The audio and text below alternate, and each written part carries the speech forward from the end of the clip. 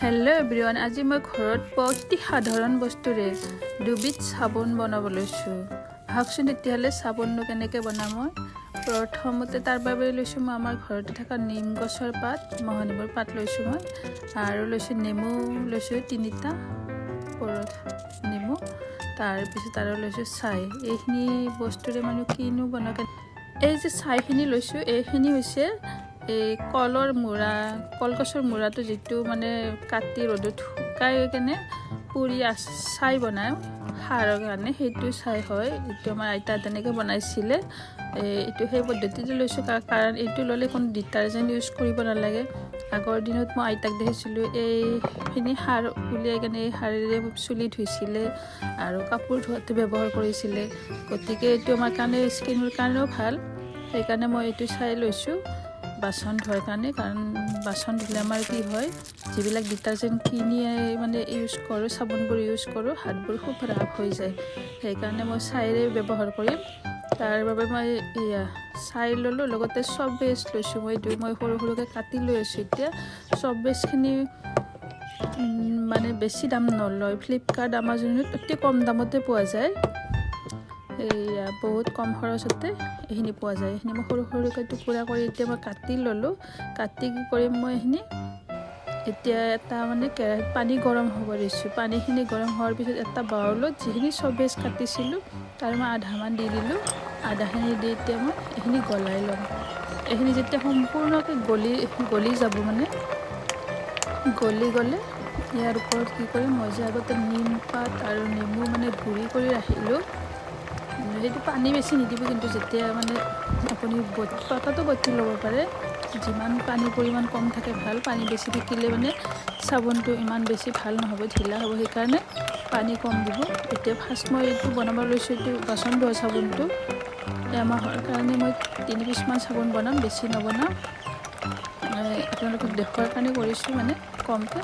সেইকাৰণে মই এইখিনি গলাই ল'লোঁ। ইয়াত মই এতিয়া কি কৰিম, এয়া যিখিনি মানে গলাই ল'লোঁ, তাত মই দি দিলোঁ নিম পাত আৰু নেমুৰ গুড়িখিনি। ইয়াত মই দি দিলোঁ বটি লোৱাখিনি। ইয়াত দি ধুনীয়াকৈ মই মিক্স কৰিলোঁ। তাত মই ছাইখিনিও দি দিলোঁ। ছাইখিনি দি এতিয়া ভালদৰে মিক্স কৰিলোঁ।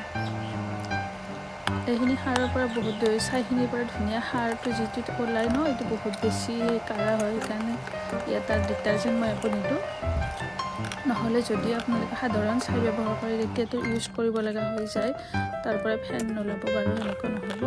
আৰু নেমু মই যথেষ্ট দিছোঁ। নেমু দিলে বাচনবোৰ ধুনীয়া চাফা হয় ন, তেল ভাৱ থাকিলেও ধুবৰ কাৰণে বহুত ভাল হয়। সেইকাৰণে এই 2টা বস্তুৱেই দিছোঁ মই ইয়াত, ঘৰুৱা বস্তু একদম।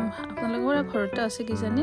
এনেকৈ দি এতিয়া মই কি কৰিলোঁ, এইটো মোৰ ডিছপ'জেল এয়া বাতি আছিলে, তাত মই দি দিলোঁ এইটো চাবোনটো, বাচন ধোৱা চাবোনটো মিক্স কৰি গলাই লৈ ইয়াতে মই দি থৈ 2-3 ঘণ্টামান সেনেকৈ থৈ দিম মই ইয়াতে। এইখিনি মই 3 ঘণ্টামানৰ বাবে ঠাণ্ডা হ'বলৈ দিলোঁ। এতিয়া মই কি কৰিম, এইখিনি যেতিয়ালৈ সম্পূৰ্ণ ঠাণ্ডা হৈ এইফালে মই বনাম গা ধোৱাৰ কাৰণে নিম চাবোনটো। তাৰ বাবে এই চেম যে মই আধা নেমু আৰু পাত থৈছিলোঁ, এইখিনি গুড়ি কৰি ল'লোঁ। আকৌ চেম প্ৰচেছ, এনেকৈ যিখিনি মানে চব ৱেষ্ট থৈছিলোঁ সেইখিনিও ইয়াতে মানে গৰম কৰি উতলাই ল'লোঁ। মই লৈ ইয়াত মই ইউজ কৰিলোঁ এয়া নিম আৰু নেমুৰ গুড়িখিনি দি একে প্ৰচেছত মই লৰাই আছোঁ।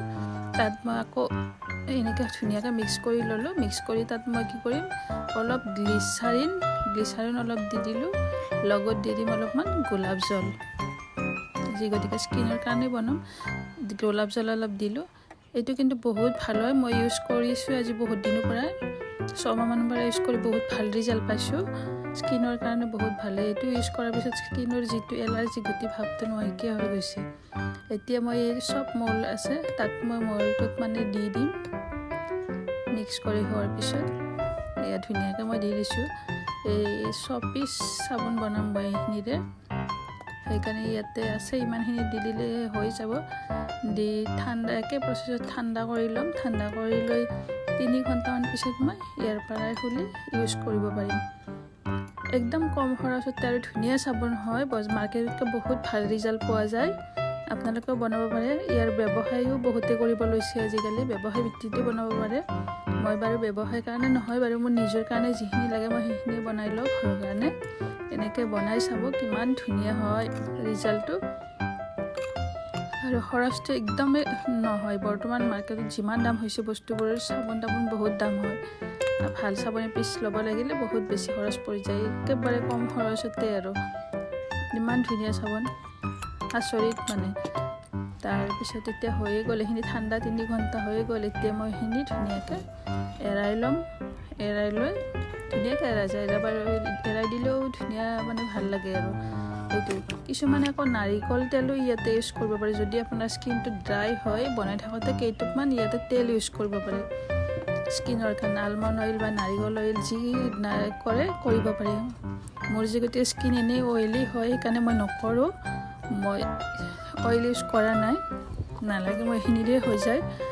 আৰু এনেকৈ মই ধুনীয়াকৈ বনাই লৈছোঁ। ইমান ধুনীয়া দেখিবলৈ, ইমান ধুনীয়া হৈছে চাবোনটো। ধুনীয়াকৈ এপিচ এপিচকৈ মই এৰাই ল'লোঁ। লৈ এতিয়া মই কি কৰিম, আৰু এইটো চাবোন দুইটাই চাবোন বনাই ল'লোঁ এনেকৈ। এইখিনি চাবোনেৰে মই কি হ'ব, এটা মাহ সম্পূৰ্ণ চলি যাব। এইটো চাবোন 6 পিচ হ'ল, ইয়াৰে বনালোঁ 3 পিচ। এনেকৈ এমাহৰ কাৰণে মই ৰেডি কৰি ল'লোঁ। আপোনালোকেও এনেকৈ বনাই ল'ব পাৰে ধুনীয়াকৈ।